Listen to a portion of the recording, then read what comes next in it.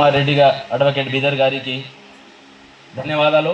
అలాగే ఇక్కడ విచ్చేసినటువంటి గ్రామ పెద్దలు, యువకులు, మాతృమూర్తులు, నాతోటి మిత్రులు కూడా ఉన్నారు ఇక్కడ.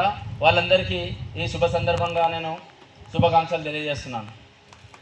ఇప్పటివరకు సార్ గారు చాలా చక్కగా వివరించారు. సమయం అయింది, నాకు కూడా ఆకలి అవుతుంది, మీకు కూడా ఎక్కువ టైం తీసుకోను, 2 నిమిషాలు మాట్లాడతాను. ఎందుకంటే ఈరోజు మనం మాట్లాడుతున్నటువంటి వారి ఎవరు వ్యక్తి కాదు. ఈరోజు మనం మాట్లాడుతున్నటువంటి వారు ఒక శక్తి. ఈరోజు మన గ్రామంలో ఒక వ్యక్తి కాదు, ఒక శక్తిని మనము ఇక్కడ ఉత్సవాన్ని నిర్వహించుకుంటున్నాం. కాబట్టి మనమందరము ఆ శక్తిని చూసినప్పుడల్లా ఆ ధైర్యం, ఆ సాహసం, ఆ కరుణ, ఆ దయ అనేది మనలోకి రావాలి. మనం గుడికి వచ్చామా, గుడికి వెళ్ళిపోయామా, దర్శనం పెట్టుకోమా, పోయామా అని కాదు.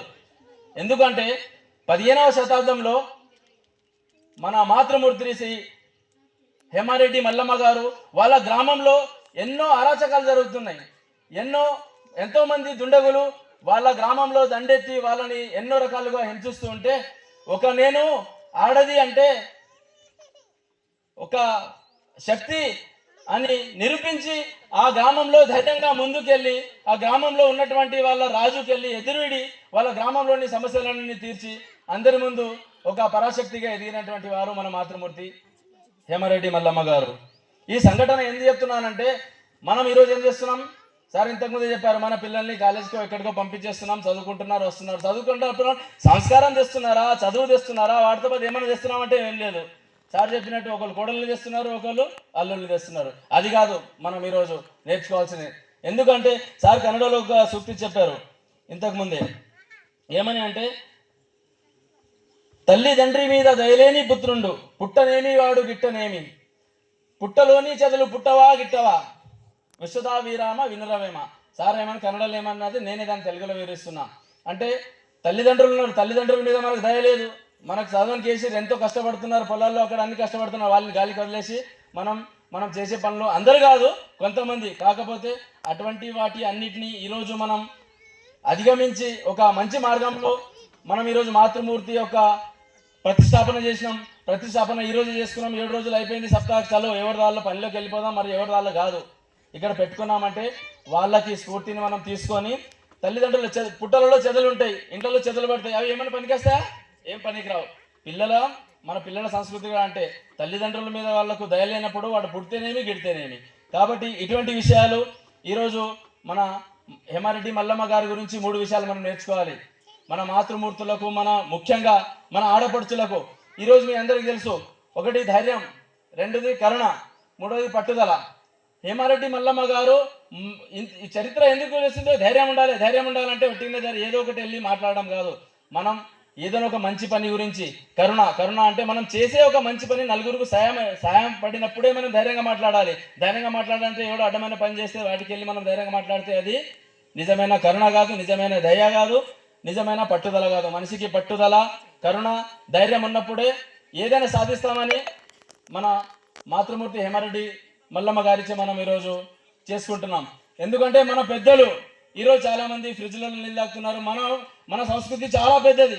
మన హిందుత్వం, మన సనాతనంలో ఒకటే అన్నాం, సర్వే జన సుఖిన భవంతు. అందరూ బాగుండాలి, ప్రపంచంలో అన్ని బాగుండాలి. మన దేశంలో కాదు, మనం ఈ ప్రపంచంలో ఉన్న వారందరితో పాటు మనం ఏదైనా ఒక మట్టిని, ఒక చెట్టుని, పుట్టని, గుట్టని అన్నిటికీ మొక్కే ధర్మం ఏదైనా ఉందంటే మన హిందూ ధర్మం. ఎవడన్నా మొక్తాడా? ఎవడు మొక్కడు. చెట్టుకి వెళ్ళినామా చెట్టుకు పూజ చేస్తాం, గుట్టకి వెళ్ళినామా గుట్టకు పూజ చేస్తాం, పుట్టకి వెళ్ళినామా పుట్టకు పూజ చేస్తాం.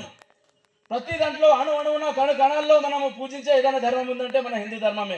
ఈరోజు అందరూ అంటారు, అరే టెక్నాలజీ అట్లా పోయింది, ఇట్లా పోయింది, మనం ఎక్కడ లేదు. మన పూర్వీకులు ఏదైతే చేశారో అదే కరెక్ట్. అరే వాడు ఫోన్ కనిపెట్టిండు, అమెరికాలో వీడు కనిపెట్టిండు, అది కనిపెట్టిండు. మన పూర్వీకులు కనుక ఒక ఉదాహరణ చెప్తా. ఈరోజు మీరు హాస్పిటల్కి వెళ్తున్నారు, డాక్టర్ ఏమంటున్నాడు? ఫ్రిడ్జ్లోకి వెళ్ళి నీళ్ళు తాగకయా, ఫోన్లు వాడకయా, ఇదంతా టెక్నాలజీయే కాదా?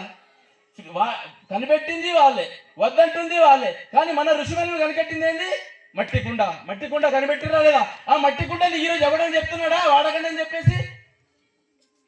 ఎవరన్నా చెప్పిరా మనకి మట్టి కుండ వాడదని చెప్పేసి? ఫోన్ వాడకండి, ఫ్రిడ్జ్ వాడకండి, ఏసీ బంద్ చేయండి, దుమ్మపమ్మ అవుతున్నది, మోటార్లు వాడకండి అంటారు. ఇవన్నీ టెక్నాలజీ.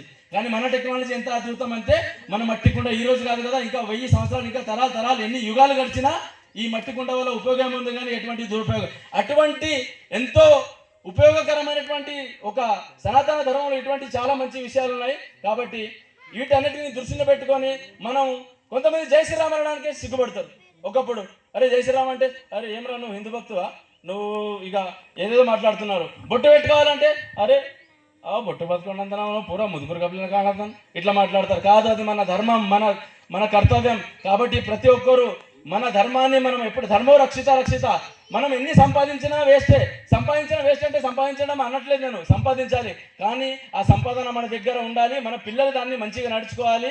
ఆ పిల్లలకు మనకు ఇచ్చే సంపాదనతో పాటు మన సంస్కృతి ఇచ్చినప్పుడే ఇక విన్నాం వెళ్ళిపోయినామని కాకుండా ఈ హేమారెడ్డి మల్లమ్మ గారి ఒక ఆశీర్వాచనంతో వారి ఒక ఆదర్శప్రాయంగా తీసుకొని, ఎందుకంటే అది విగ్రహాల్లోనే కాదు మన మనసుల్లో ఎప్పుడైతే హేమారెడ్డి మల్లమ్మ గారిని మనం పెట్టుకుంటామో అప్పుడే మనం ముందుకు వెళ్తాం. ఏదో ఈరోజు వచ్చాము పూజ చేశామని కాదు, ఎప్పుడైతే వస్తామో ఆ మాతృమూర్తిని చూసినప్పుడల్లా మనకి ఒక ధైర్యం రావాలి. అరే ఆ మాతృమూర్తిని, ఎందుకంటే చరిత్ర రాసే వాళ్ళు ఎప్పుడు ధైర్యవంతులే. ఈరోజు ఇంత ప్రతిష్టాపన చేసి ఏడు రోజుల నుండి ఇన్ని సప్తాహ కార్యక్రమం పెట్టి ఇన్ని కార్యక్రమాలు చేస్తున్నామంటే ఒట్టి మాట కాదు. అటువంటి హేమారెడ్డి మల్లమ్మ గారు కూడా మన ఊర్లో కూడా ఉండాలా ఉండకూడదా? కాబట్టి ఉండాలి అంటే వారి ఆదర్శంగా తీసుకొని ధైర్యంగా, సాహసంగా, కరుణంగా మనం ప్రతి ఒక్కటి ముందడుగు చేసినప్పుడే ఇటువంటి మహత్తర కార్యక్రమాలు అనేవి జరుగుతాయి. కాబట్టి ఎక్కువ సమయం తీసుకోను. జై హేమారెడ్డి మల్లమ్మ గారు, జై హేమారెడ్డి మల్లమ్మ గారు, జై శ్రీ శక్తి, జై హింద్, జై భారత్, జై శ్రీరామ్. ధన్యవాదాలు.